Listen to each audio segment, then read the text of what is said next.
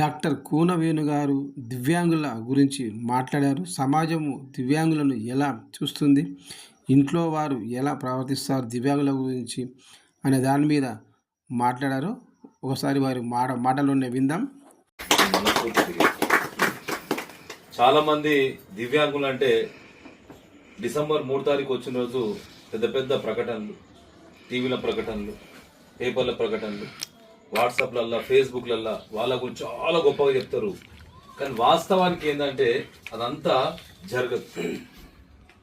చెప్పుకోవడానికి ఆ రోజు డిసెంబర్ 3 తారీఖు రోజు మాత్రమే దివ్యాంగులు చాలా సంతోషంగా, ఎందుకంటే మా గురించి సమాజం ఇంత గొప్పగా పొగుడుతున్నది, ఇంత సంతోషంగా ఉంటున్నారు అనేటువంటి దాని మీద మీరందరూ కూడా మనమందరం కూడా చాలా సంతోషంగా ఉండేటువంటి పరిస్థితి.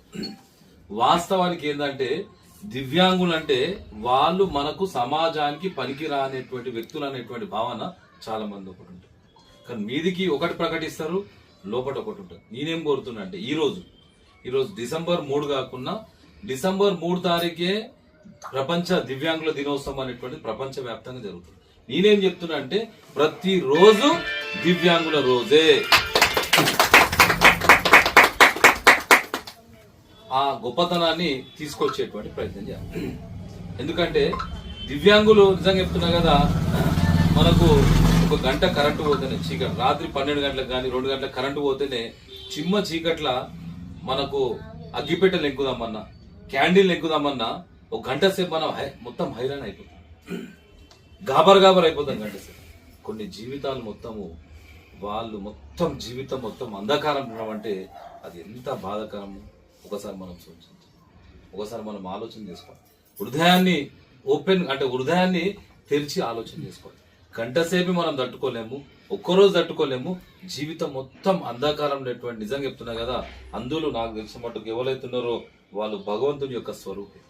వాళ్ళని గౌరవిద్దాం, వాళ్ళని పూజిద్దాం, వాళ్ళకి ఎప్పుడు కూడా ఎల్లవేళలో కూడా సహకారం అందించేటువంటి ప్రయత్నం చేస్తాం. దాంతోపాటు కొందరికి చేతులుండి మనం అనుకుంటాం దివ్యాంగులు పోయి వాళ్ళకి పెన్షన్ వస్తుంది అనేటువంటి ముచ్చట చెప్తుంది. పెన్షన్ అంటే దేనికి అసలు? పెన్షన్ అంటే అందరూ అనుకుంటారు పెన్షన్ వస్తుంది టెన్షన్ లేకుంటున్నారు అనే ముచ్చట చెప్తారు. అక్కడ కుటుంబం నుంచి ప్రోత్సాహం ఉండదు. అంటే ఎట్లున్నా కానీ ఇంట్లో రాగానే అరే నీ అమ్మాయి ఈయనకి ఎట్లా చేయాలి, నేను ఎంతగానం చేయాలనేటువంటి దాని మీద చీదరించుకునేటువంటి పరిస్థితి మన కుటుంబ సభ్యులు ఉంటుంది. మీదికి మస్తు మాట్లాడతారు, మీదికి తీసుకొచ్చేటప్పుడు ప్రేమతో మాట్లాడతారు తప్ప ప్రతిరోజు అవమానాలు గురయ్యేటువంటి పరిస్థితి నేనైతే ప్రత్యక్షంగా చూస్తాను. కాళ్ళు లేనున్న పరిస్థితి ఉంటుంది.